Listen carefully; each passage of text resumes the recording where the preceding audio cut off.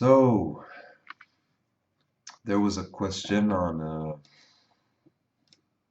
a Facebook page called Zen Buddhism Community,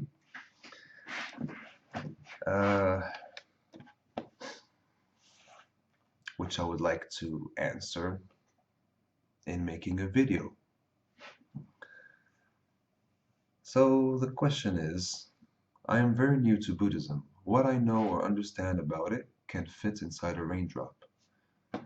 I was given the name of two books to read in order to help explain more about what Buddha and Buddhism is about. One being Buddha and his teachings, and the second book was The Power of Now. I have only made it a little way through Buddha and his teachings. It's reading more like a history lesson and not so much a how-to book, if that makes any sense. If that makes sense. So my confusion and questions. I come from a Catholic family. As a child, I slipped through the religious cracks when it came to learning about the Catholic Church and Jesus, etc. Does Buddhism have classes or a book that teaches the temple etiquette and prayers like the Catholic Church has Sunday school? I was so confused when I visited different temples in Thailand and Taiwan. I tried asking my local friends why they were moving their hands as they prayed or what different parts of the temple were for, but I think it was too much detail to explain. They would just say because that's what we do, etc. What I think I know and like about Buddhism is that it's more about the here and now. It's more about appreciating all the living things around us versus something/person in the sky. Are the two books mentioned above the best path to take to learn? Does Buddha have something like a bubble, like a Bible? I'll stop with the 20 questions now. I think y'all have an idea where I'm coming from as a newbie. Any and all help is appreciated. Have a wonderful day. So this question is from someone named Daryl, or calls himself Daryl. Don't know who he is, but I don't need to give the full name, just Daryl.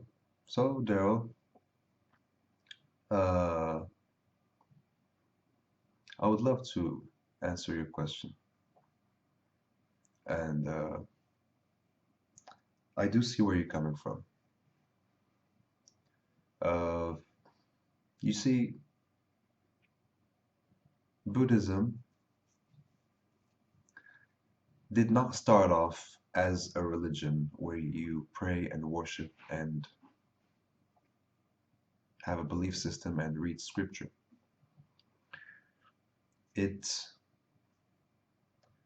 developed or turned into that little by little. Uh, and there are many sects of Buddhism which do that. They have become very similar to Christianity or Islam, where you pray to Buddha and have a belief system.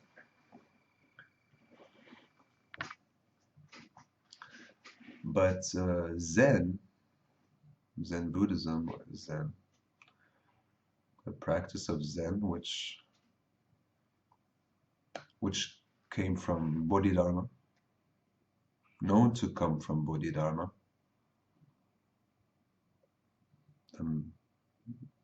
the monk who came from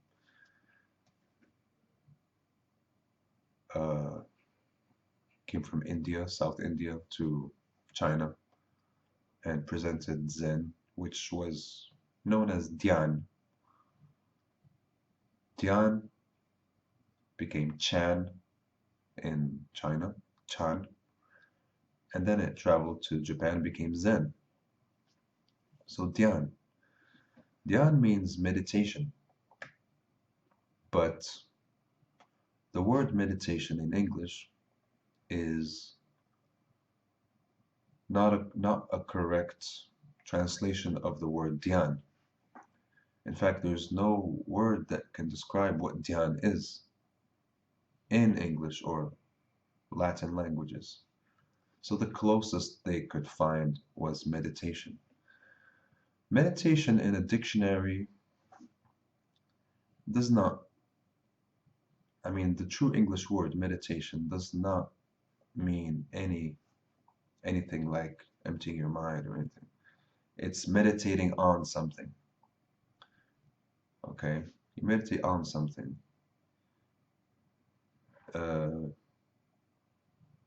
You are thinking about something, examining something.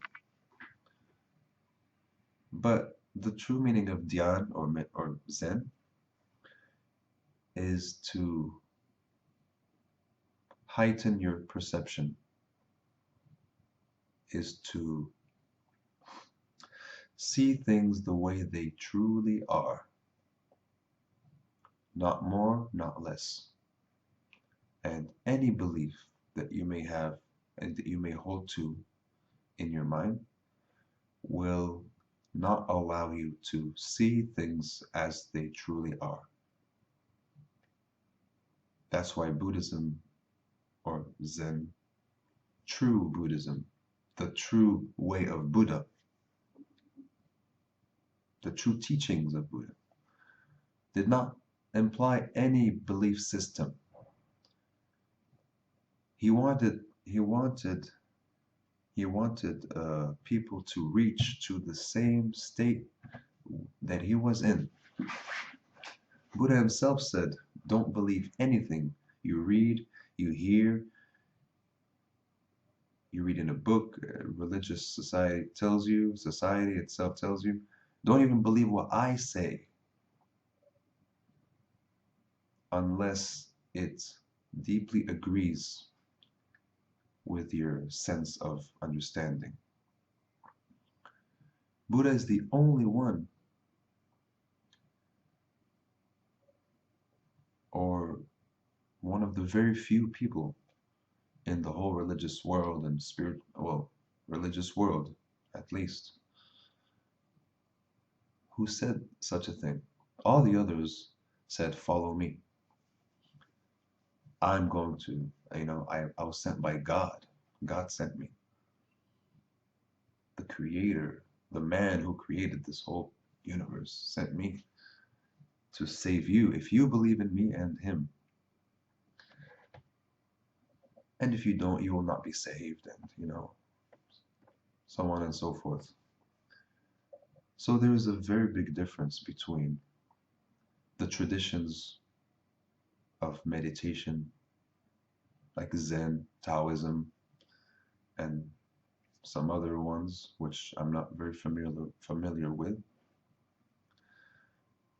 and religions like Christianity, Islam, and Judaism, monotheism, and all that. So those are religions of worship. Your focus is on that God. You ask God what you want. You tell God what you want. You complain to God about what you want. You pray to God. You say, yes, I believe in you, and you do, and so that you can go to heaven and not go to hell.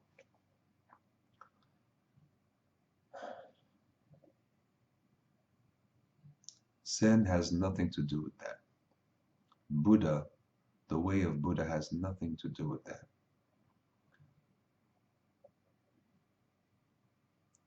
It's all about looking within, looking in here, and seeing and realizing what you really are and what you really are not.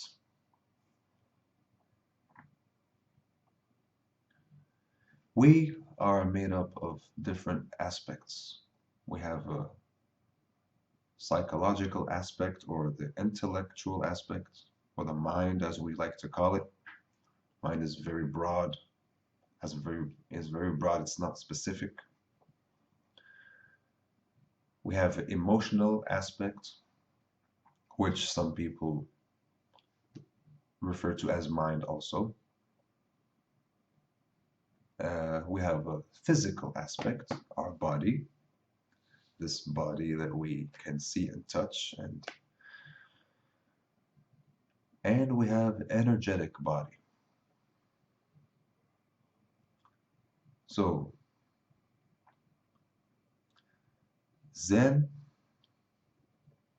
is Zen has been brought back to Buddhist societies to remind people that this is the method that Buddha gave. You have no business with belief systems and worships and all that and rituals. Not because it's right or wrong, not because it's good or bad or evil, no. Because that's what Buddha really represented. And he wanted to end suffering. He wanted to find a way to avoid suffering or to get out of suffering. And that suffering came from the mind. The mind is the one that creates the greatest suffering. Of course, we hit our hand and we we can be injured physically, and we can suffer that way too. But there's no suffering as the suffering of the mind. When you're depressed, when you're angry and you don't know how to get out of that anger, when you're sad and you don't know how to get out of that sadness, when you feel empty and you don't know how to fill that emptiness inside, and you go on doing so many harmful things to yourself. You drink, you smoke, you sleep with many different people at once, you take drugs,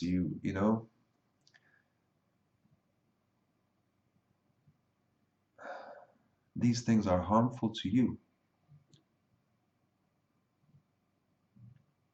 I don't want you to see them, I don't want you to see things as sin or right or wrong. Just what's harmful, what's going to help you be pleasant, create a pleasant experience, and what's not going to help you. That's all.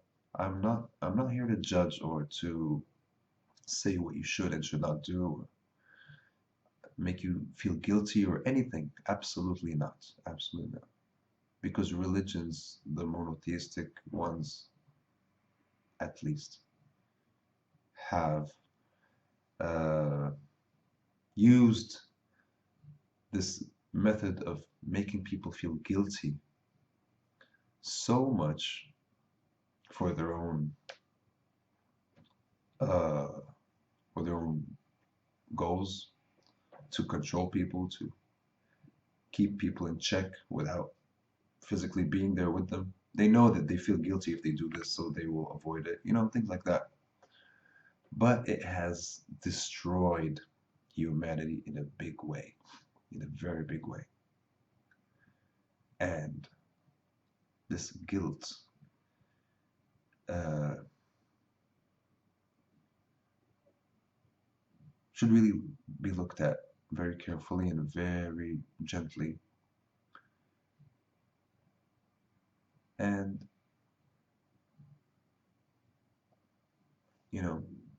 with a lot of attention, carefully. So I'm not trying to make anyone feel guilty at all, and I would never want anyone to feel guilty uh, from what I'm saying, about what I'm saying. All I'm saying is that the mind can be so painful when we don't know how to use it. It works against us.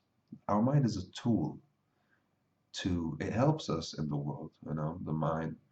We learn new languages, we learn things, we read about things, we talk to people, we can do calculations, we can remember information and then use it again. That's the mind, that's the intellect. But when we don't know how to use this, or our emotions too, and we just let it loose, once in a while it can bring us happiness, and once in a while, or most of the time, it can bring us misery and pain.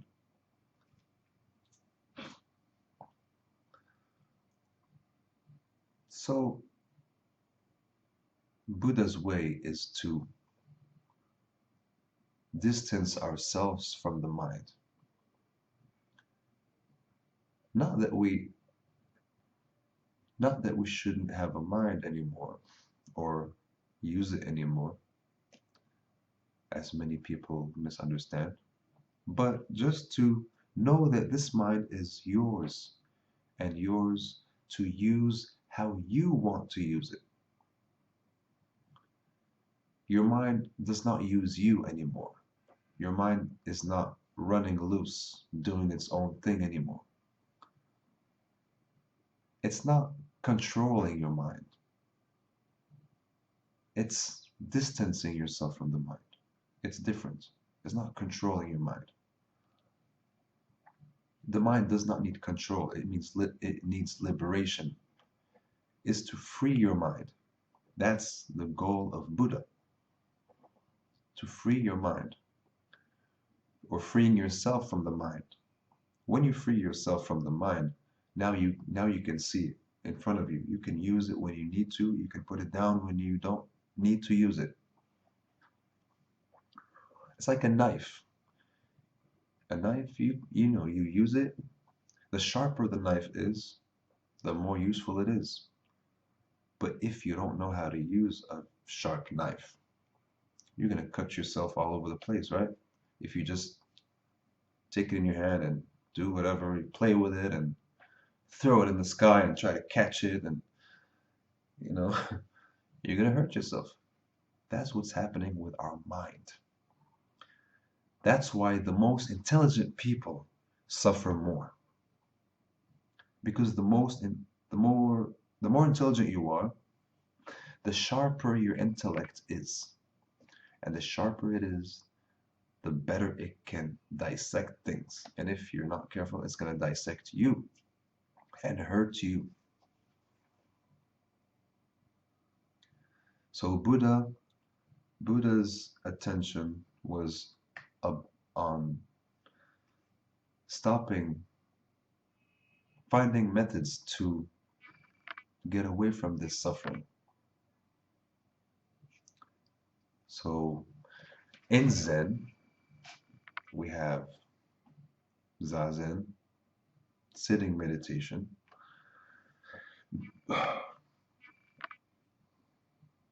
focusing on the breath,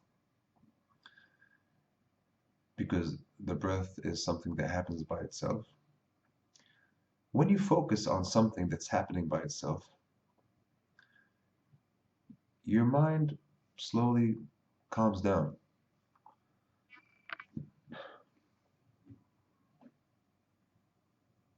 And you start seeing things clearer and clearer and clearer.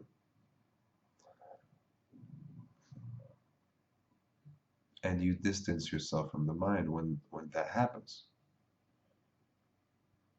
There are many other methods. There were many masters very unusual masters in the history of Buddhism or Zen, which were very, they wouldn't even speak. They would tell you things by action. They wouldn't even answer you with words. You ask them a question using words and language, they would answer you with a yell, with a hit, with some action, or with a look, or with energy. Just transmitting energy to you or to something, and that's it. You got it. And then you become realized, you become enlightened, as they say. But today, in today's world, the problem is, why do we need to speak so much? Is because everything is emphasized on the intellect. Now, Buddha was trying to distance himself from the intellect and teaching people to distance themselves from the intellect. But today, we are more involved with our intellect than ever. We have been for a long time. But now, little by little, people are realizing this and coming back to Buddha's way. That's why many people are becoming interested in Zen and Buddhism and similar methods like yoga, because people are starting to realize that really the mind is a bitch. You, but at the same time, you don't want to destroy the mind. Some people destroy the body to destroy the mind, to destroy the pain. But Zen shows you that your body is not the culprit. You don't have to kill yourself. You are not the culprit,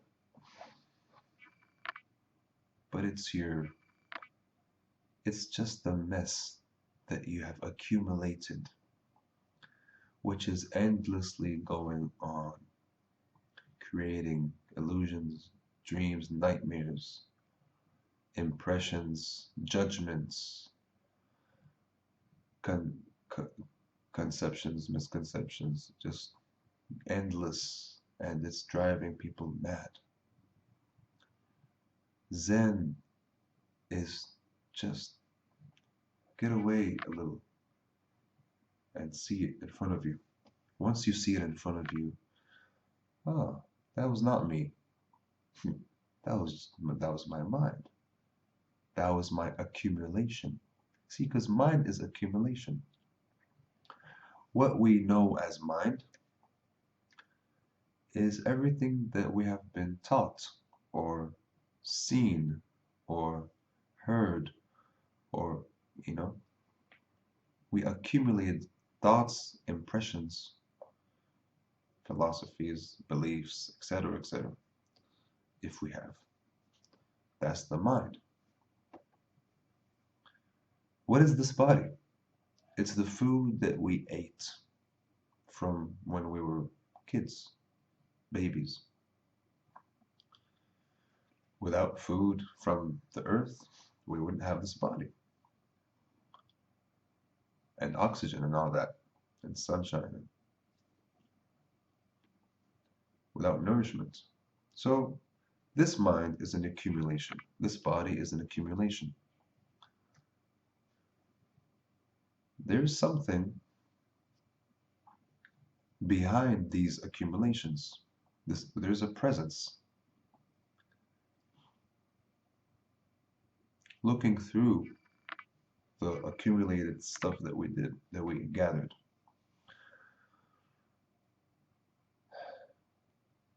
It cannot always see clearly because we accumulated so much.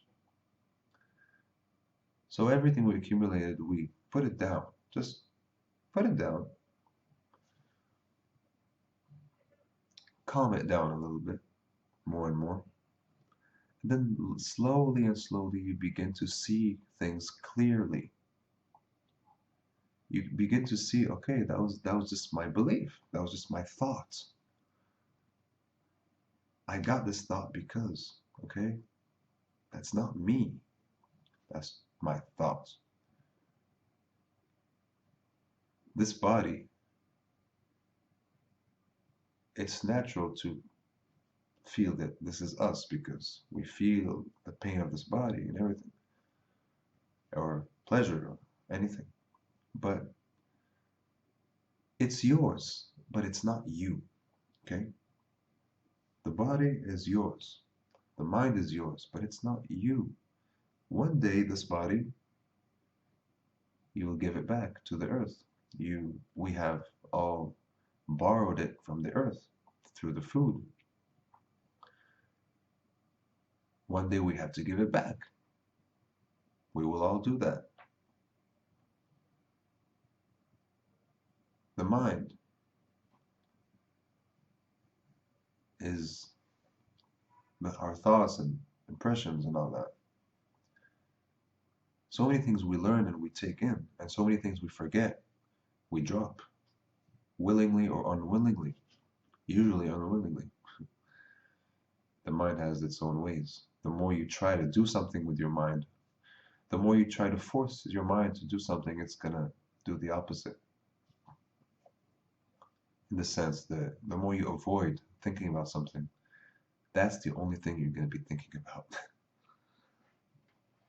It's not like the body. If you avoid doing something with the body, that's it, it works. But the mind has different laws to it, which should be examined closely.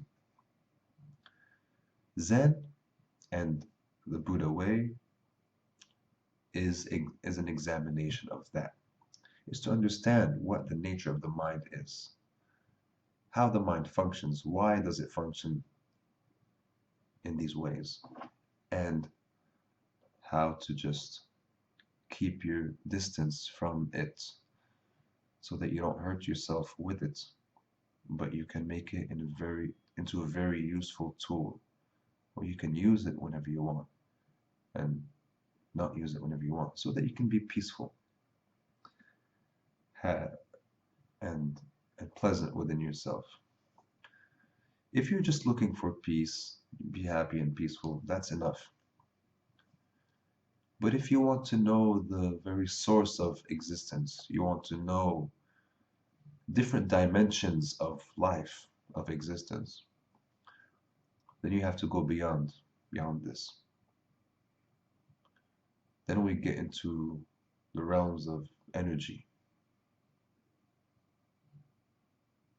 and pure intelligence, which is all around. Some people confuse that with God, or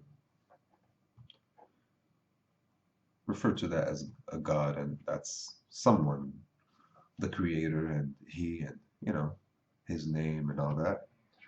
But it's only pure intelligence all around.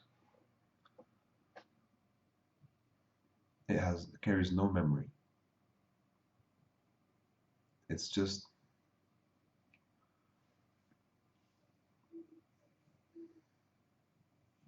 pure intelligence.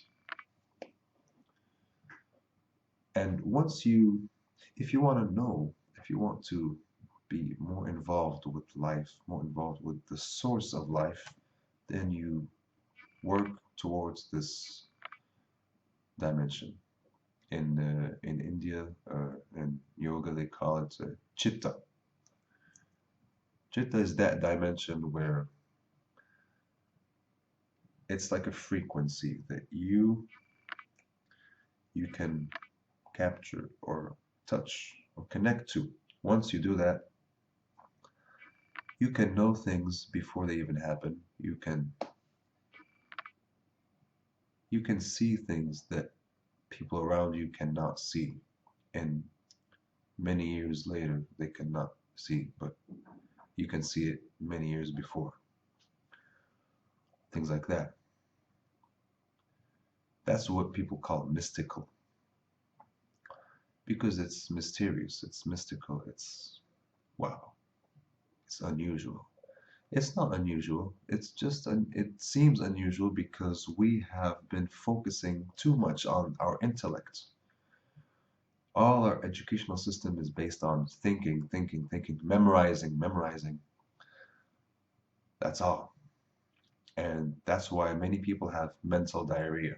They're going around they cannot stop the chatter of their mind. And the methods they are implying, or are making it worse. Drinking, they feel good for a certain moment, and then they feel much worse. Taking drugs, they feel great for that period of time, but then they feel absolutely miserable, suffering more than they have been suffering before. And then they have to take the drug again to feel good. Take it again, and then they find themselves with disease. They destroyed the body, and their mind is worse than it has been before. So, yoga, Zen is all about this meditation to bring, to put this mess into an order within oneself, to realize, to realize yourself. This is the first step. Even though this was the first, this is the first step that Buddha speaks about or encourages into people to distance yourself from the mind. Many things start happening when you do that. That's why now in Zen, which is the climax of Buddhism, the highest peak of Buddha's teachings or Buddha's way. Now Zen starts to seem, or people who are on this path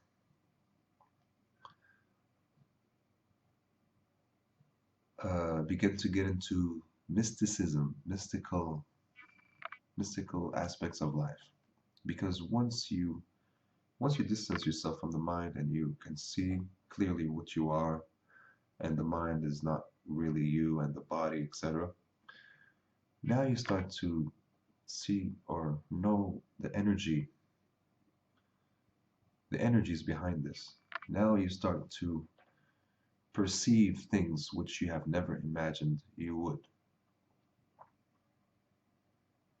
And now you can do things which seem supernatural sometimes. Telepathy, uh, many things like that.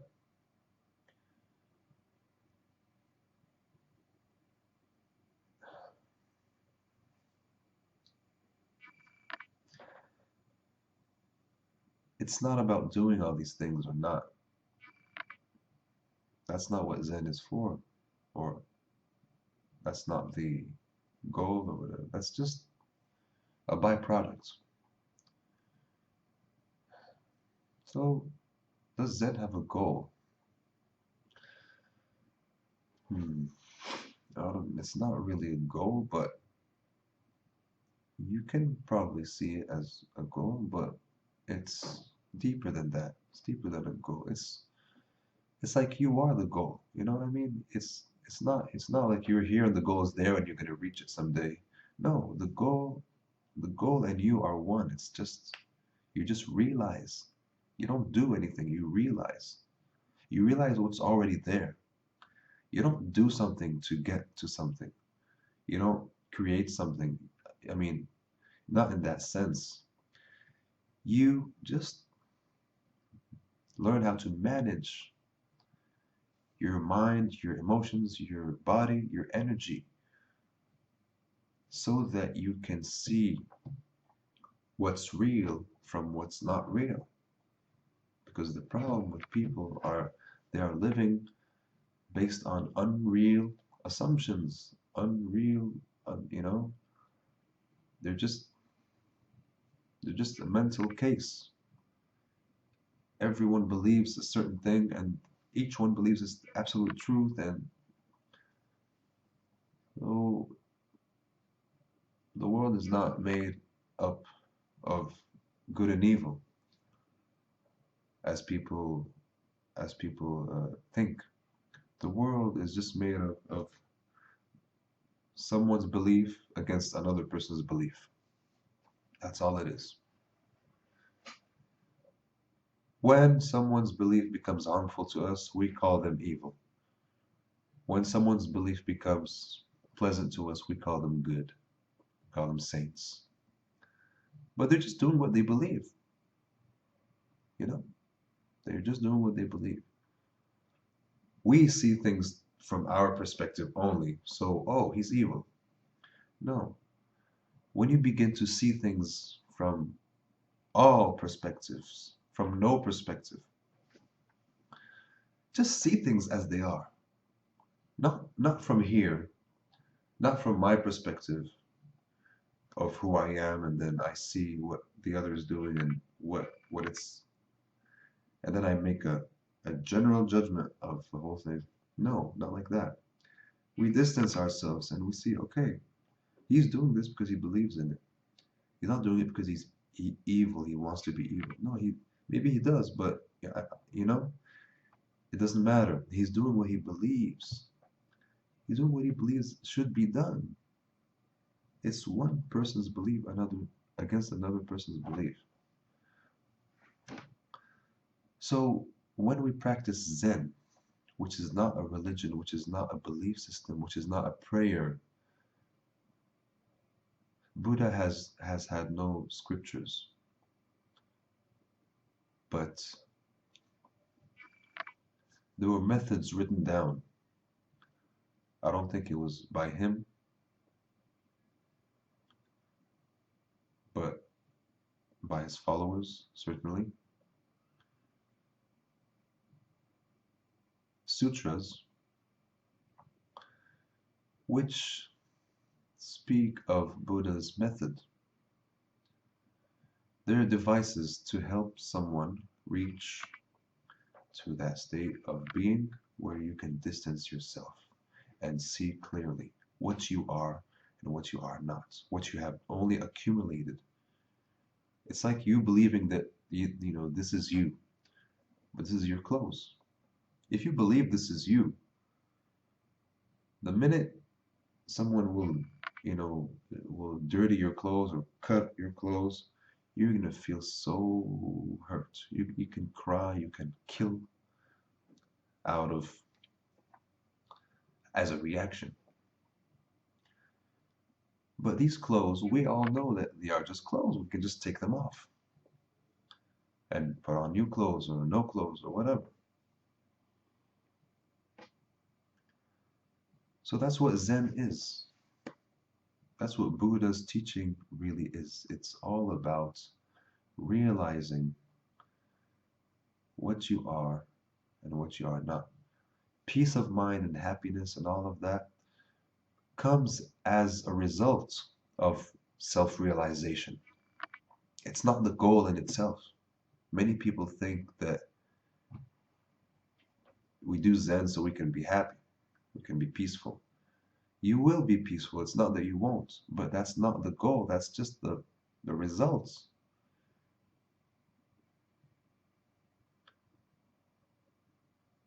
You know, it's the results of you realizing what is this mechanism, what is this mind, what is my nature, what is my source, and what am I connected to. So I hope this answers your question. Uh, there are many schools of Buddhism which have become like religion, like monotheistic religions and all that, with prayers, with scripture, with everything, with belief systems. But Buddha's true way was never based on that. That's why Zen came at the end and to correct what Buddha's message really is. It's a method, it's a science of transforming your energies, transforming yourself into from what you think you are to what you really are. It has nothing to do with philosophy. It's 100% practical, practicable, can be done, and it is done, and it's a practice. And again, I hope this answers your question. Have a wonderful day.